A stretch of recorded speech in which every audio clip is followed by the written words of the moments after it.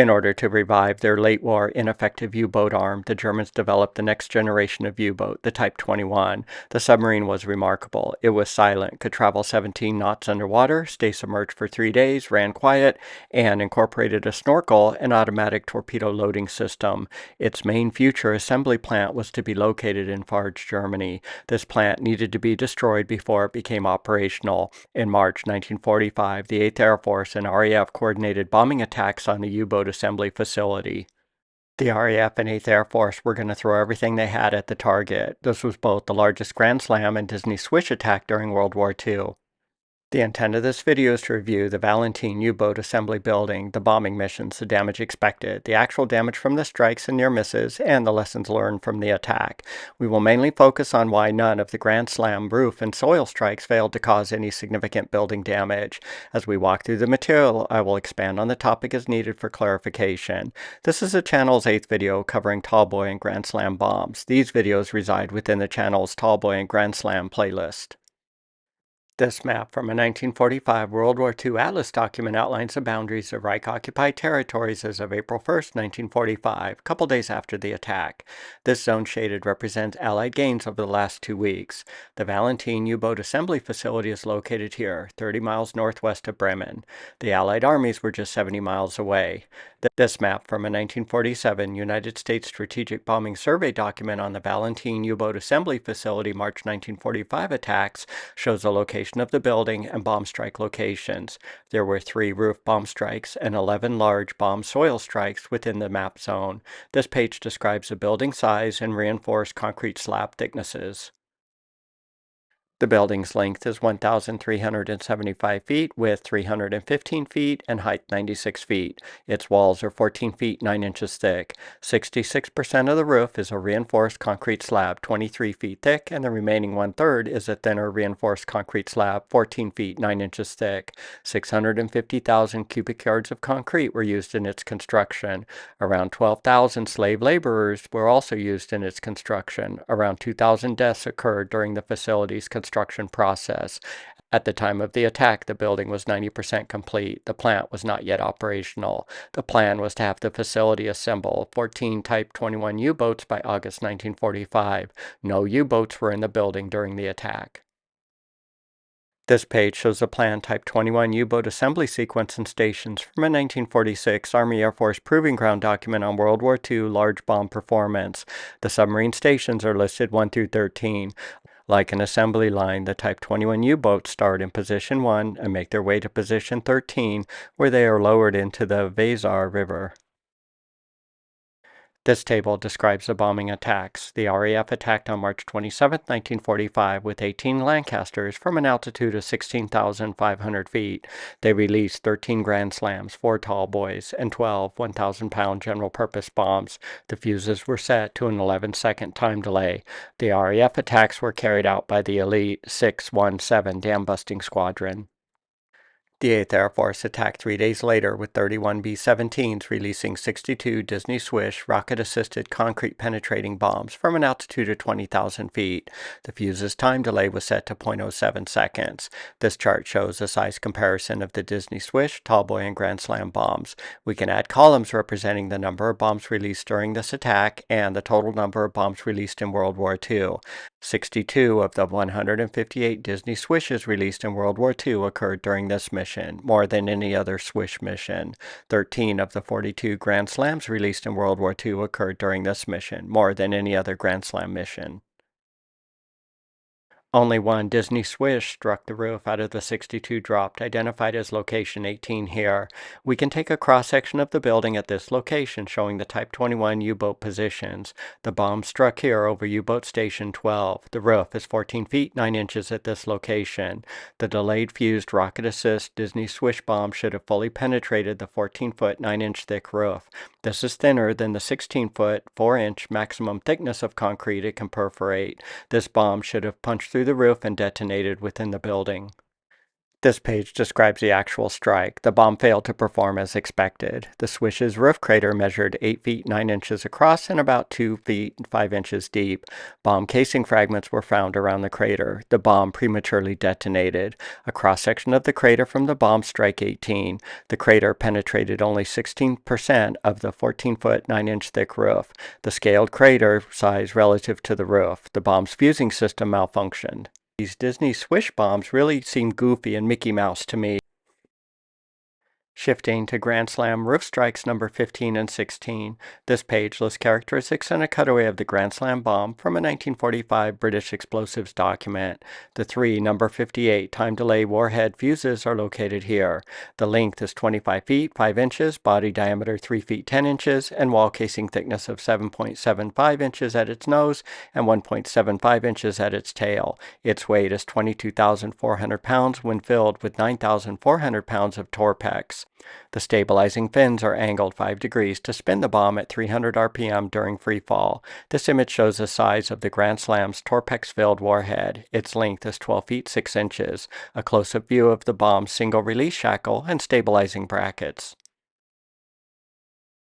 This page provides Grand Slam strike performance data from a 1945 World War II weapons data document. At a Lancaster bomb release altitude of 16,500 feet, the Grand Slam will strike the roof at an obliquity angle of 19 degrees at a speed of 1,043 feet per second, or Mach 0.93, like seen in this image. The roof is 14 feet 9 inches thick at the Grand Slam roof strike locations 15 and 16. This table represents the behavior of the Grand Slam striking a reinforced concrete slab based on release altitude and concrete strength. Although not stated in the report, we'll select the roof's concrete strength at 5,000 psi, which is consistent with other U-boat pen roofs assessed. An inert, non-exploding Grand Slam bomb should completely pass through a concrete slab 13.6 feet thick or less when released from an altitude of 16,500 feet.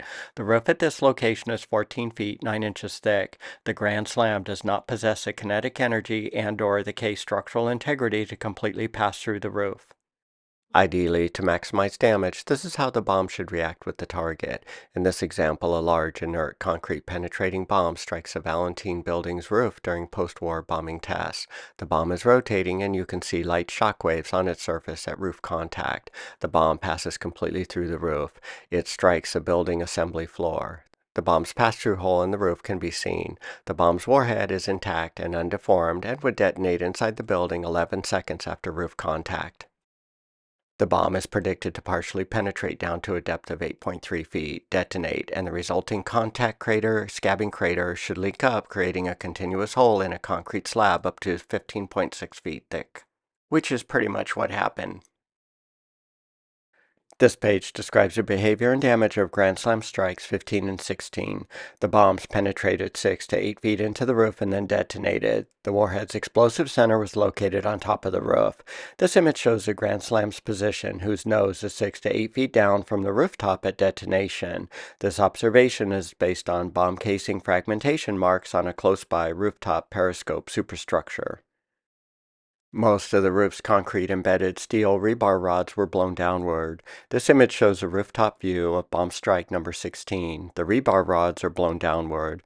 View from inside the building looking up through hole 16, dangling rebar. The top of the roof slab showed signs of spalling, as did an adjacent 8-foot-high rooftop concrete structure, where the spalling cracks fanned out in the up direction. This image shows Strike 16's crater and the spalling cracks on the surface of the adjacent 8-foot-high block. The rooftop crater measures 30 feet across. The dimensions of the roof damage from Strike 16. The explosions dropped around 800 tons of top and scabbing crater debris. This image shows the debris piles from Strikes 15 and 16. A man is standing on pile 15. A close-up view of the debris pile from Strike 15. The overall dimensions of the hole created from Grand Slam strike number 16. Bomb casing fragments were found inside and on the roof of the building. An image of a large Grand Slam bomb casing fragment found under strike 15. The falling debris knocked down 2 interior traveling cranes. A damaged crane is shown in this image. A crane operator who was close to the strike was not injured. This is evidence the bomb did not detonate inside the building. Looking up at Strike 15's location, there are no indication of casing fragments, powder burns, or blast damage visible on the wall. All forensic evidence points to the Grand Slam bombs detonating partially inside the roof, not in the building. Let's shift to the 11 soil strike. This page from a March 1945 RAF document outlines earthen crater sizes based on bomb type. Grand Slam bomb crater size will be roughly 150 feet in diameter and 35 feet deep. This assumes the bomb was long duration fused, which these were at 11 seconds. This page outlines the damage from the soil strikes. Summarizing the damage, the near-miss Grand Slam earth detonations had no effect on the U-boat assembly building. Since the attack occurred during an active construction site, there were many pieces of construction equipment around the main building. This is a list of equipment, buildings, concrete mixer sheds, rebar benders, gantries, truss, prefabrication plants, and canteens, which were damaged or destroyed by the Grand Slam soil strikes. This image shows a cross-section of the craters. The Grand Slam craters are roughly the size expected, around 130 feet across and 27 feet deep. These crater sizes are evidence the bomb's 11-second fuse time delay functioned correctly. However, the bomb's earth shock effect was of insufficient magnitude to disrupt the building's foundation. Grand Slam number 7, striking just 66 feet from the building, caused no building damage. Image of Crater 5. A man is standing here for reference. This bomb destroyed a rebar bending machine. Image of Crater 13. A prefabricated arch truss is in the background on a rail car. Arch truss and gantry damage from strike number 13. This page summarizes the Grand Slam's performance during the attack. The 14-foot 9-inch roof stopped the Grand Slam bomb from full penetration. Its impact, partial entry into the roof, and explosion caused the full roof penetration. The falling debris would not have likely damaged a U-boat under the strike location as much as a bomb detonating within the building. A Grand Slam striking the 23-foot thick part of the roof and detonating would not likely fully perforate the roof. A 23-foot concrete slab is more or less bomb-proof to available World War II bombs. The attacks did slow down the building construction process. This chart shows the effect frost and air rates had on the building's construction process.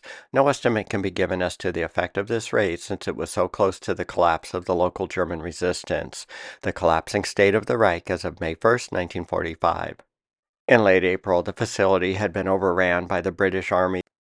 If you have found this RAF Grand Slam attack on the Valentin U-boat assembly building deep dive video interesting, informative, and worthy of your time, please consider commenting, liking, and subscribing to World War II U.S. Bombers.